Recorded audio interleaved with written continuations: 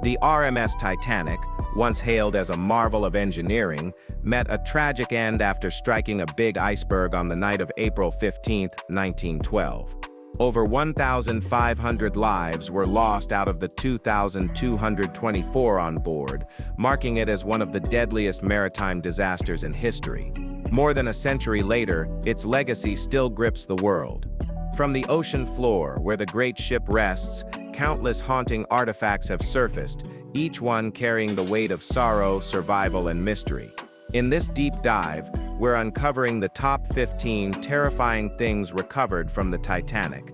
These items don't just tell stories, they whisper them through time, chilling reminders of how fragile life truly is. Number 15. The rusted timekeeper of a lost dream. It wasn't just any pocket watch. It was Sinai Cantor's last possession before the cold Atlantic claimed him. If you don't know, just Google its worth. A Russian Jewish immigrant chasing a better life in America, Sinai boarded the Titanic with his beautiful wife, Miriam, holding on to dreams of medicine, dentistry, and a fresh start in New York. But only one of them would ever see American soil. When the ship went down, Miriam made it onto a lifeboat. Sinai did not. His body was found days later, and with him, his water-damaged silver pocket watch, its hands frozen in time, the dial darkened by salt and sorrow. That same watch later sold for $57,500, not just as a collector's prize, but as a quiet relic of a dream that never reached shore. It's rusted, worn, and cracked, yet somehow it speaks volumes. It doesn't tick anymore, but it still tells time, just in a different way. A time that stopped for one man, and a future he never got to live. Number 14. The big piece that refused to stay buried. Imagine pulling up a 15-ton ghost from the sea. Well, it sounds like some old Hollywood movie scene, but that's what salvagers did when they recovered the big piece, the largest section of the Titanic ever retrieved. It's massive, 13 feet high, 30 feet long, and once part of the ship's right hull. First spotted in 1994, it took multiple recovery attempts, including one failed mission in 1996 when the lifting cable snapped and sent it plunging back down. But they didn't quit. By 1998, it rose again, and this time, for good. What hits you isn't just its size, it's the eerie preservation. The original windows still have their glass. Rust dances across its metal skin like old scars. People visiting the exhibit often get choked up. Some cry. Others say touching it feels like shaking hands with a ghost. It's not just a ship fragment. It's a 15-ton memory that still breathes salt water. It turns history into something you can see, touch, and feel staring back at you. Number 13. The Alligator Purse that held a life together. Inside this worn alligator skin purse wasn't just paper, it held an entire life folded neatly between receipts and love. The bag belonged to Marion, a British hat maker traveling third class to reunite with her daughter and grandkids in America. She wasn't even supposed to be on the Titanic. Travel mix-ups landed her there. That single decision cost her everything. Marion didn't survive the voyage, but her purse did. Inside were her marriage certificate, a bird shipping receipt, and a landlord's letter praising her honesty. Somehow, salt water didn't ruin them. The purse's high-quality leather held strong, outlasting even its owner. Historians marvel at the craftsmanship, nothing mass-produced, no shortcuts, just something built to last. It's easy to see Marion in those details, practical, meticulous, full of quiet grace. That little purse, now on display, does what she never got to. It tells her story. One that would have vanished if not for a bag made tough enough to beat the sea. Well, just imagine how people felt when the Titanic sank. Number 12. A love letter that predicted doom. Love is eternal, and this find proves it. Found decades later, this letter wasn't just ink on Titanic stationery, it was a man's voice echoing through a watery grave. Written by shipworker Richard Geddes to his wife, the letter is haunting not just for its love but for its eerie foreshadowing. Richard described a moment on April 10th, just days before the iceberg, when the Titanic nearly collided with the SS City of New York. The near miss shook the crew. Even then, some called it a bad omen. Getty shared every detail: the ship's propellers pulling another vessel's ropes taut, the narrowly averted disaster, the uneasy feeling in the air. And then a closing line of love to his wife, written as if he knew he might never return. That letter, preserved in its original envelope, has become a rare first-hand window into the days before disaster struck. It's not fiction, it's not Jack and Rose, it's a real man's final words, sealed with dread and devotion. Number 11. The Broken Cherub. It once lit the grand staircase, now it lights up grief. This bronze cherub, part of a lamp from the Titanic, was recovered near the staircase that once connected the sea deck to the promenade deck. Smaller than the others, experts believe it might have adorned the upper levels of the first-class area. When found, it was damaged, missing its left foot and torch. But somehow it still stood, almost defiant.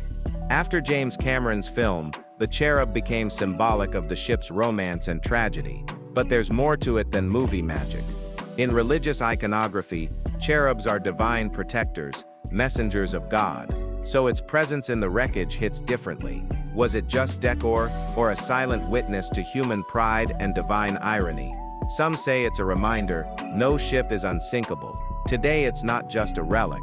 It's a relic with a soul, one that whispers about the people who believed in beauty, safety, and salvation, and paid dearly for it. Number 10. The violin that played through the storm. Wallace Hartley's violin didn't go down quietly, it sang through the chaos. As panic spread and lifeboats filled, Hartley and his band kept playing. Not for fame, not for applause, just to bring calm to a sinking world. That final song, Nearer My God to Thee, wasn't just a melody, it was a prayer. Hartley's body was found with the violin strapped to his chest.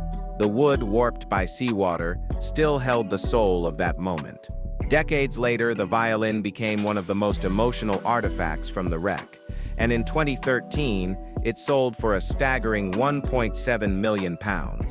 That price wasn't just for a musical instrument, it was for a man who chose grace over panic, harmony over fear. No one ordered them to play.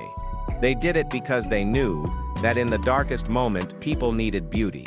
That violin didn't survive because it was strong. It survived because what it symbolized was even stronger. Number 9. The bell that rang too late. 3 chimes in the cold air, that's all the warning anyone got. The Titanic's lookout bell, perched high in the crow's nest, was rung the moment the iceberg appeared, but it was already too late. Frederick Fleet, one of the 2 lookouts, later testified they could have spotted the iceberg much earlier if they had binoculars. They didn't.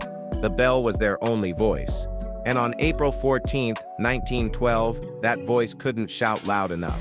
The bell was eventually recovered, and now sits in a museum, a small artifact that carries a massive weight. It didn't break. It didn't crack. It did its job. But the people around it didn't have the tools they needed to act fast enough. Every time it rings now, it's not just a sound. It's a question, what if? What if they'd seen sooner? What if someone had handed them the binoculars? The bell remains, not as a relic of failure, but as a symbol of seconds lost. Number 8. The scent that escaped the sea. A sealed leather satchel opened underwater. What came out wasn't treasure, but memory. In 2000, during a Titanic salvage operation, a pouch was pulled from the wreck. Inside, 62 tiny perfume vials, untouched by time, and as the pouch opened, something wild happened. Scent filled the air.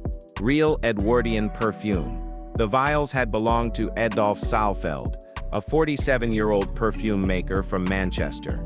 He'd left them behind when he escaped the sinking ship. A century later, perfumers reverse-engineered the scent.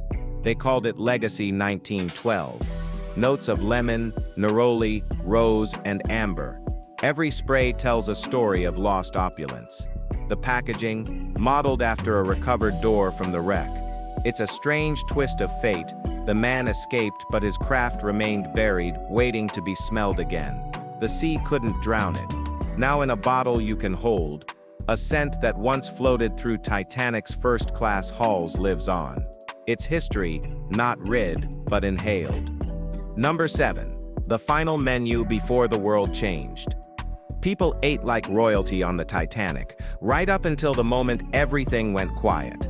One of the most striking finds from the wreck is a menu from the ship's Last Supper. No metaphor. An actual printed menu, preserved by salt and luck. First-class diners had roasted squab, poached salmon, lamb with mint sauce, and wine jellies. Meanwhile, second-class passengers got decent fare. Third class, less glamorous, boiled potatoes and soup. The menu says a lot, but what hits hardest is what it doesn't say. No warning, no foreshadowing. Just a list of food, printed for a night that turned out to be their last. The paper is faded now, stained by seawater and time, but it still speaks of a ship divided by class and unified by fate. You can almost hear the cutlery, the quiet chatter, the glasses clinking, none of them knowing what was coming. The iceberg didn't care about your table number. When it hit, dessert never came. Number 6. The radio that cried for help. The Titanic's Marconi radio wasn't just machinery. It was the last voice from a dying ship. As chaos spread and decks tilted, wireless operators Jack Phillips and Harold Bride kept tapping out SOS signals into the void, hoping someone, anyone, was listening. And someone was. Those frantic transmissions helped save 700 lives. The Carpathia heard the call and rushed to the scene. Without that radio, without those men, the death toll would have been even worse. The radio itself, still trapped in the wreckage, rusted and silent. Some say it should stay there, untouched. Others want it salvaged before the ocean finishes its slow, cruel work. Either way, what matters is what it did. It bought time. It screamed into the dark, and someone answered. The fact that it still lies beneath the waves, surrounded by silence, feels fitting. It was built to send messages, and its final one is still echoing. You just have to listen a little deeper. Number 5. The music that outlived the musicians. 2 crumpled pieces of sheet music, Mobile Bay and Put Your Arms Around Me Honey, drifted up from the wreckage of the Titanic, decades after the band that played them went silent. These weren't just notes on paper. They were echoes of the last songs heard before the cold claimed everything. The music belonged to Howard Irwin, who didn't board the Titanic himself, but had his belongings carried by a friend. That friend didn't make it. The pages survived, though water-stained, fragile, but legible. They hint at a final night filled with music, laughter, and the illusion of safety. People danced. People dreamed. Then, without warning, the sea tore it all apart. The sheets now sit under glass, no longer part of an orchestra, but part of a museum. They're not played anymore, but they don't need to be. Anyone who sees them can hear what's missing, the silence that followed the music, the moment when beauty met tragedy, and melody became a memory. Alright guys, now let's talk about something very tragic. Number 4. The telegraph that couldn't save them. It stood between the bridge and the engine room, a brass, authoritative voice in a time of panic. The Titanic's engine telegraph, recovered in 1987, was designed to transmit one thing: orders. When the iceberg appeared, the command to reverse the engines was sent. But there was no time to waste, and 37 seconds was all they had. It wasn't enough. Maybe the telegraph worked. Maybe it hesitated. Either way, the ship struck ice, and history split down the middle. This device, with its lever and markings, wasn't just a machine, it was the heartbeat of coordination. In those last moments, every second mattered, and one missed beat meant lives lost. Today, the telegraph is frozen in time, a silent witness to miscommunication and delay. It's not flashy. It doesn't need to be. It tells a brutal truth about how disasters don't need explosions, just hesitation. The ship's fate didn't hinge on one bad call. It hinged on seconds, and the telegraph marks everyone. Number 3. The bowler hat that floated alone. Someone wore this hat. Someone packed it, maybe adjusted it in a mirror before dinner. That person's name is lost, but their bowler hat wasn't.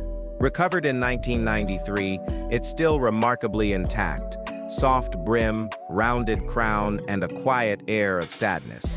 Hats like this were common in 1912. especially among working-class and middle-class men. There's no way to know whose head it warmed or what their story was, but that's exactly what makes it powerful. It isn't a captain's cap.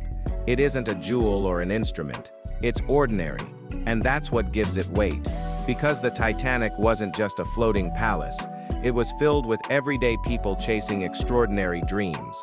This hat, worn by one of them, survived what its owner didn't. Its curves, still shaped by a human head, remind us this wasn't just a shipwreck, it was thousands of unfinished stories. And this hat, silent and anonymous, still holds one of them tight. Number 2. The keys that unlocked courage.